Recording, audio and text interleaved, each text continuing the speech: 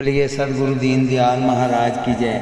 आप पर पूज्य स्वामी मुकंद हरि महाराज जी की जीवन यात्रा का आनंद ले रहे थे। अब उसके आगे चलते हैं। उफनती नदी ही दूसरों को प्रचुर जल देकर रसमय बनाती है, उसी प्रकार स्वामी मुकंद हरि जी का हृदय प्रेमानंद से परिपूर्ण हो गया। तब दुखी जीवों के दुख को देखकर उनका करुणा में हृदय द्रवित हो गया। जिस प्रेमानंद का अनुभव करके वह तृप्त होते थे, उसी प्रेमानंद को प्राप्त करके दूसरे जीव की भी तृप्ति हो जाए।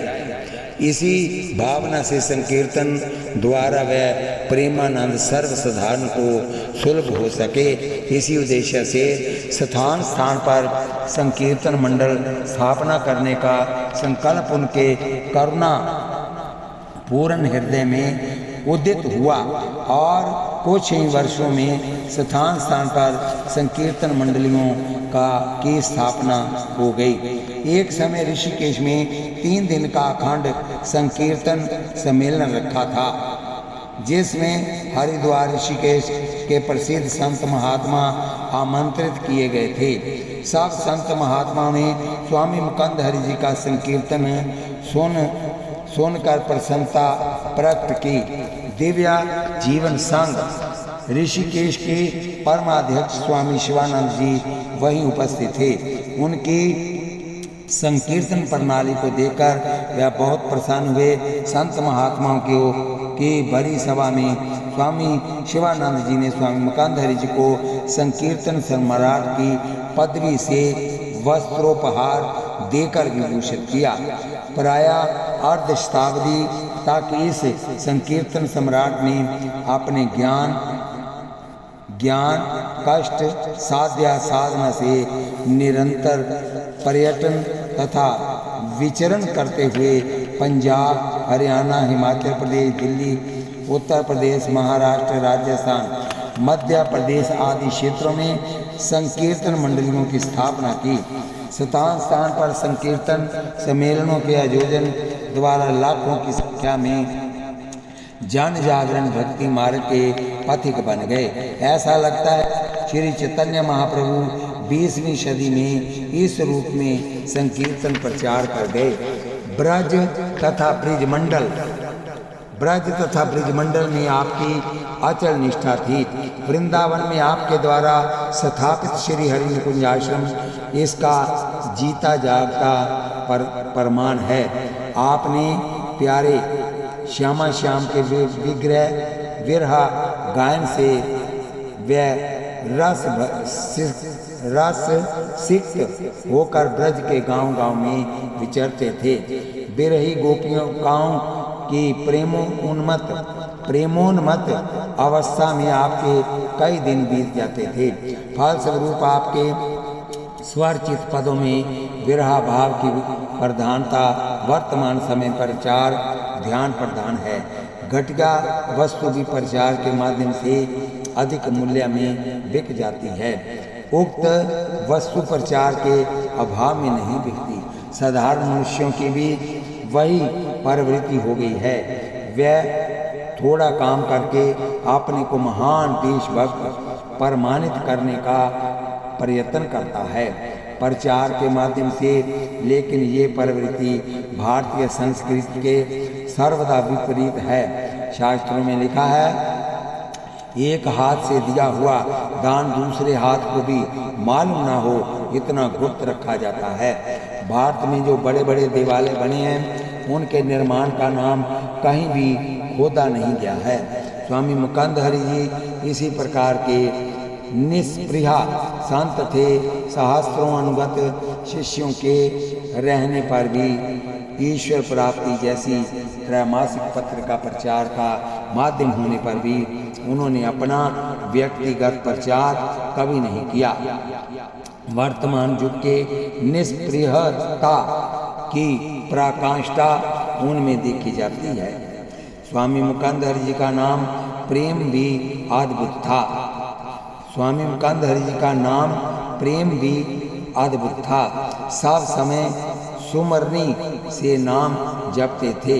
जागृत अवस्था खाते पीते बैठते उठते सब समय नाम रटते रहते। उनका नाम स्मरण निरंतर चलता था। कभी स्वप्न होता था तो उसका भी संबंध दर्शन तथा नाम स्मरण होता था। संध्या के समय कीर्तन नित्य प्रति चलता था। रात में सुषुप्ति में जाने के समय भी नाम जप चलता। इस तरह नाम जप करते करते स्वयं नाममय हो गए थे। पुराणों में पढ़ा है, जैसे भक्त परवर अर्जुन के रोम रोम में नाम निकलता था, स्वामी मुकुंद हरि जी का नाम स्मरण भी इसी प्रकार चलता था। उसी अवस्था में विरह भाव में उदित होता था। उसी विरह अवस्था में उनके हृदय रूपी मानसरोवर में जो कविता सरता निकलकर मुखारविंद से प्रकट होकर भक्तजनों के मन प्राणों को भगवत प्रेम मय बना देती थी, उनके वही विरही गीत श्याम विरहणी हरि माधुरी दीहा दोहा माधुरी आदि से साधक समाज पुलकित प्रफुल्लित हो उठता है। भगवत सप्ताह के अवसर पर कई बार श्री श्री आनंदमयी माता जी की उपस्थिति में पधार कर मुकुंद हरि जी ने माता जी को सुमधुर भगवत भजन सुनाए थे, जिसे सुनकर माता जी भाव विभोर हो गई थी।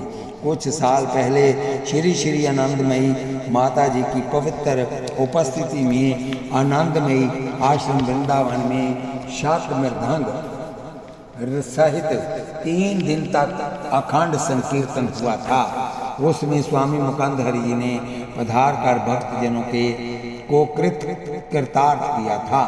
श्री मुकुंद हरि जी स्थूल शरीर से इहलोक में न होने पर भी जहाँ जहाँ संकीर्तन होता है, राम भक्त हनुमान जी के समान सूक्ष्म शरीर से अवश्य विराजमान रहते हैं।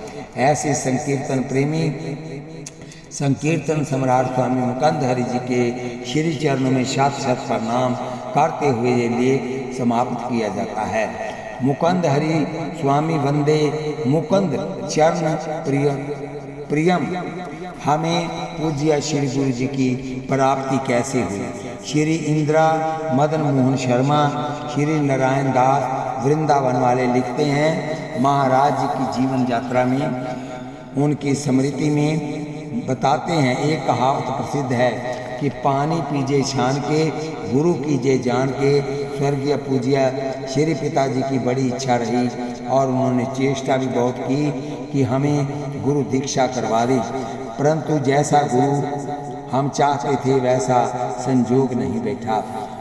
पूज्य पिताजी ने के स्वर्गवास के पश्चात हमने पुनः भरसक चेष्टा तथा खोज की कि हमें मन चाहा योग्य गुरु मिल जाए, जिसके लिए हमने श्री बद्रीनाथ से श्री राधे श्री रामेश्वरम कन्याकुमारी तथा तक यहाँ पंजाब के असम तक और भारत के मुख्य तीर्थों पर जहाँ भी हम गए गुरु की खोज में कोई कसर नहीं छोड़ी, परंतु हमें सफलता नहीं मिली।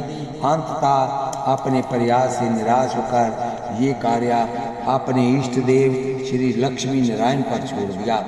उन्होंने मुझे स्वप्न में आदेश दिया कि यदि तुम वृंदावन वास करो तो तुम्हारी सभी कामनाएं पूर्ण हो जाएंगी। अतः हमने सन 1975 के मार्च मास से वृंदावन वास किया। यहाँ वृंदावन में भी मित्रों के ने कुछ प्रसिद्ध योग्य महानुभावों के नाम बताकर गुरु बनाने की सम्मति दी। हमने उनके दर्शन भी किए, किंतु भावी की कुछ और ही इच्छा थी। हमारे विचार में हम चाहते थे कि श्री गुरु जी वैष्णव ब्राह्मण वंश के वृद्ध हों, गृहस्थी विरक्त महात्मा हो, चेहरे पर ओजता मृदु मुस्कान, हृदय वात्सल्यापूर्ण हो, किसी संप्रदाय विशेष के न हो। हमें ईश्वर प्राप्ति की और भक्ति ज्ञान वैराग्य द्वारा सरल मार्ग से जो अग्रसर करा सके। अचानक एक दिन 22/11/79 को हम घूमते हुए श्री हरि निकुंज आश्रम पर पहुँचे। यहाँ भव्य वार्षिक पटोत्सव हो रहा था। कीर्तन प्रवचन हो रहे थे। वहीं रात्रि में पूज्य श्री मुकुंद हरि जी के प्रथम दर्शन, कीर्तन भजन करते हुए प्रथम दर्शन में ही एक चुंबकीय आकर्षण ने हमें बरबसुर की ओर खींचा। नेत्र कान जैसे तृप्त ही ना होते हों, उनको देखते सुनते ही रहे, जैसे हमने वह सब कुछ पा लिया जो हम जीवन भर खोजते रहे। पता नहीं हम में श्रद्धा निष्ठा की भावना उस समय कहाँ से आ टपकी। दोनों में एक ही साथ भावना जागृत हुई कि हमें गुरु जी मिल गए। जो गुण हम गुरु जी में चाहते थे वह सब इसमें विद्यमान थे। गुरु विशिष्ट की भांति शांत, गंभीर, सौम्य, मृदु मुस्कान, मिष्टाभाषी तथा वात्सल्यता से भरपूर, विद्वान, ज्ञानवान और विनोद प्रिय, भावक, कवि हृदय आदि आदि जिन गुणों की कल्पना भी नहीं की थी वह सब उनमें दिखे। यदि किसी व्यक्ति तब को देखते ही चित्त उनकी ओर आकर्षित हो, यदि उसमें सारी श्रद्धा, सम्मान तथा आदर की भावना सबका ही बने, तो समझना चाहिए कि हमारे उनके पूर्व जन्म के संस्कार ही कारण हैं। ऐसी विदित हुआ कि गुरु जी का मिलना हमारे किसी पूर्व जन्म के संस्कार आदि पूर्णा का ही प्रताप है। अब समस्या ये थी कि इनको गुरु बनाने की हमारी उत्कट अभिलाषा कैसे पूरी हो।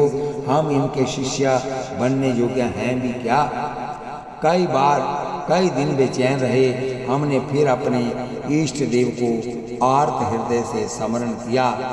वह कैसे न सुनते।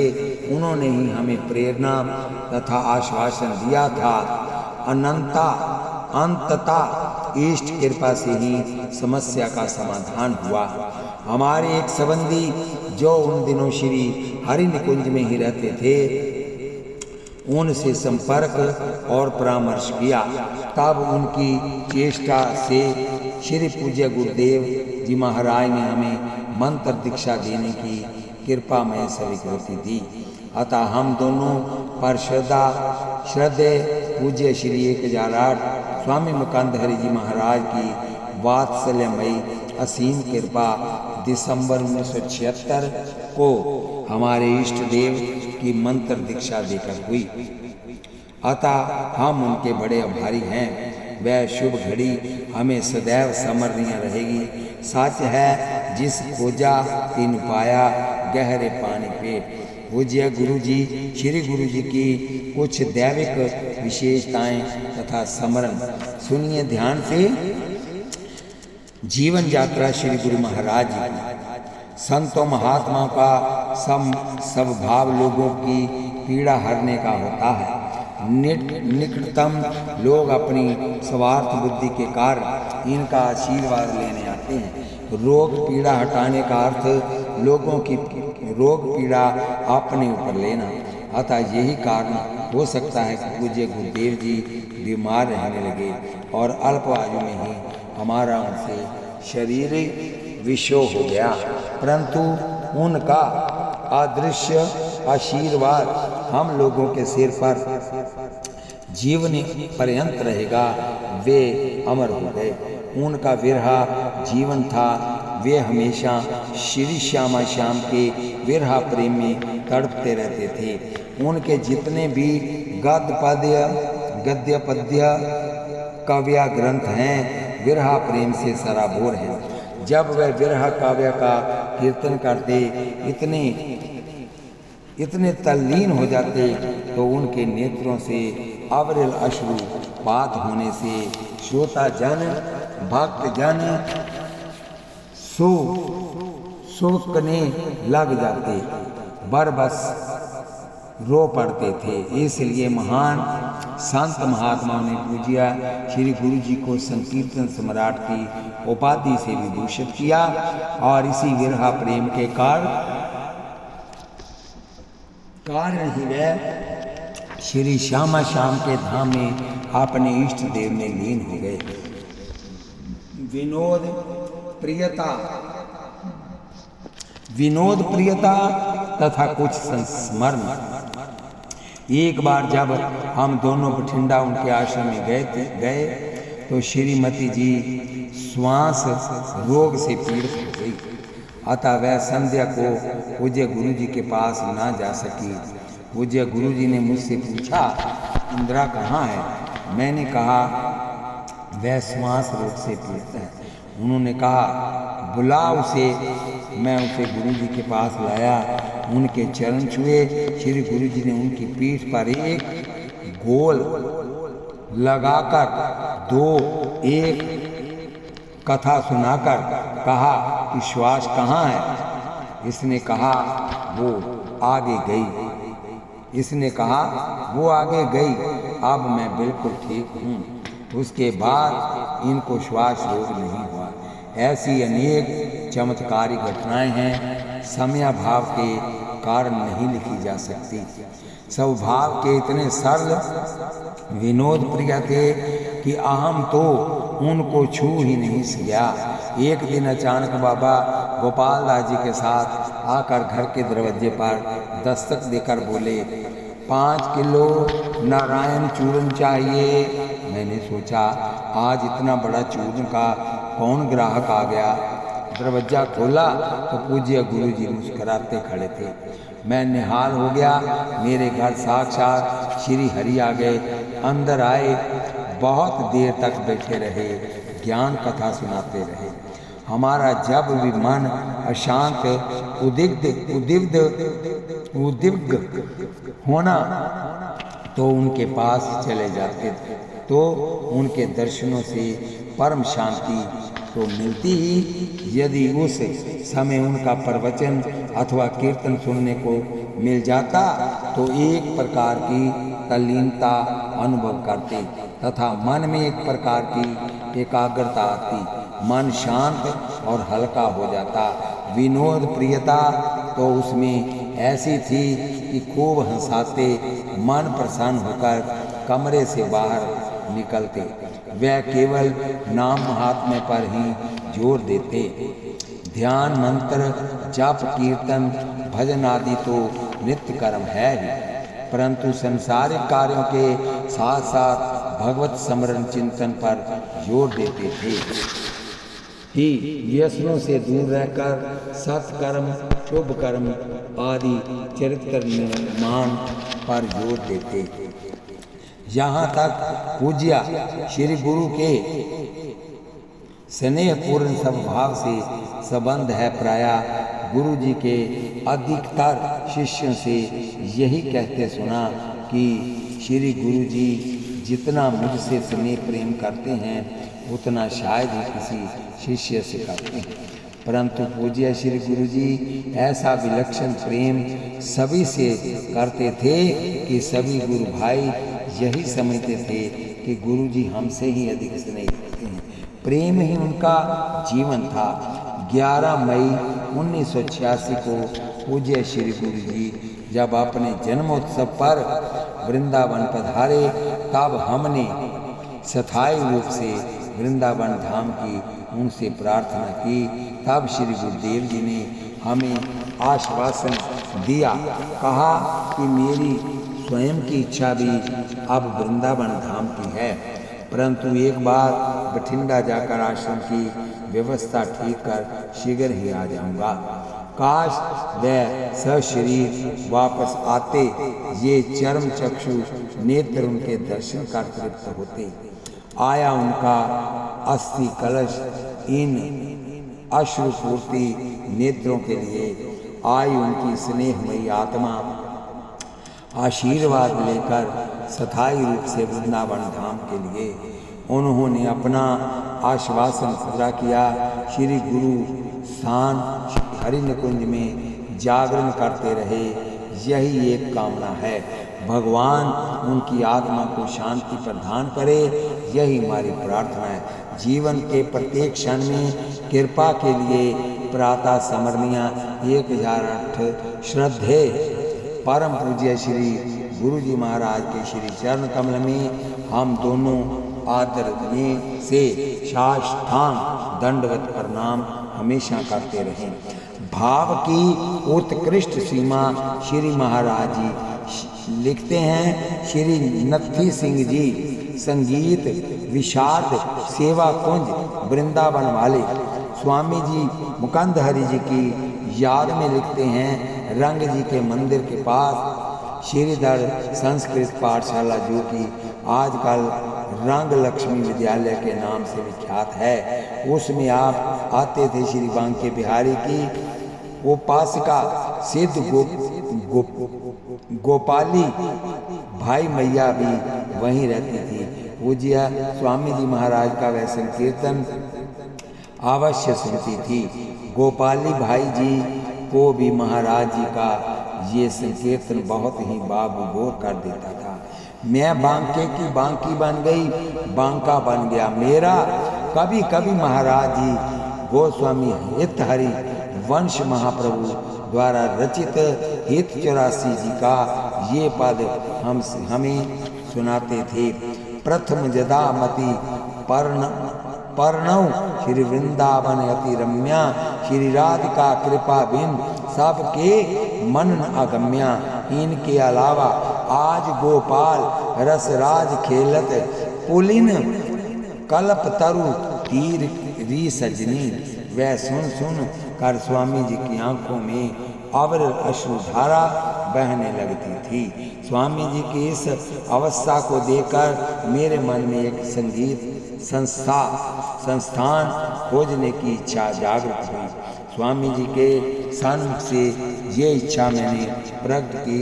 महाराज जी इसको सुनाकर बहुत प्रसन्न हुए। आप बोले संगीत संस्थान अवश्य खोलें। लाडली जी की इच्छा से ही ये इच्छा तुम्हारे मन में जागृत हुई है, लेकिन संस्थान को व्यवसाय न बनाकर निष्काम भाव से संगीत की सेवा करना, सबको संगीत शिक्षा देना, ये बिहारी जी की वास्तविक सेवा वृंदावन में होगी। आज उनकी ये सब बातें मुझे बार बार याद आती हैं। वह कितने भाव की उत्कृष्ट सीमा थे, इनको तो मेरा मन ही जानता है, ये वाणी का विषय नहीं है। बोलिए सद्गुरु दीनदयाल महाराज की जय। वह एक महान पुरुष थे। श्री मदन मोहन जी भक्तमाली विहार वन शेरगढ़ से बोलते हैं। महाराज जी के लिए बड़े सुंदर शब्द कहते हैं।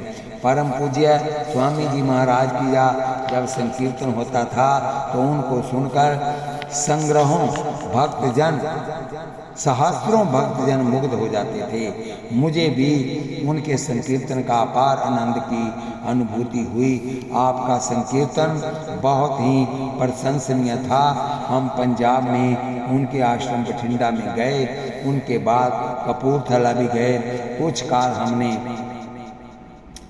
उनके समक्ष रहकर इस बात का अनुभव किया कि कैसे भी अभक्त क्यों न हो, उसको भी वह भक्त बना देते थे। पंजाब ही नहीं अपितु उनके संकीर्तन का प्रभाव पूरे भारतवर्ष में था। उन्होंने जब श्री वृंदावन में बिहारी जी के बगीचे के महंत श्री ललिता दास जी मोती बाबा मौजूद थे, उस संकीर्तन की वृंदावन के रसिकों ने बुरी बुरी प्रशंसा की। वहाँ पर स्वामी जी ने अपनी ओर से रसिकों संतों को भोजन कराकर अपने आप को कृतकृत्या माना। ऐसे श्री मुकुंद हरि जी महाराज को हम बार बार प्रणाम करते हैं। महाराज श्री के संकीर्तन से हृदय परिवर्तन हुआ। श्री वृंदावन बिहारी व्यास दतिया वाले मध्य प्रदेश से कहते हैं, आचार ही धर्म का लक्ष्य, सदाचारी होना ही धर्म का लक्षण है। जब विकराल महामोह माया जाल संतप्त पुरुष अनेक योनियों में भ्रमण करता हुआ भाग्यवश नर देह प्राप्त करता है, तब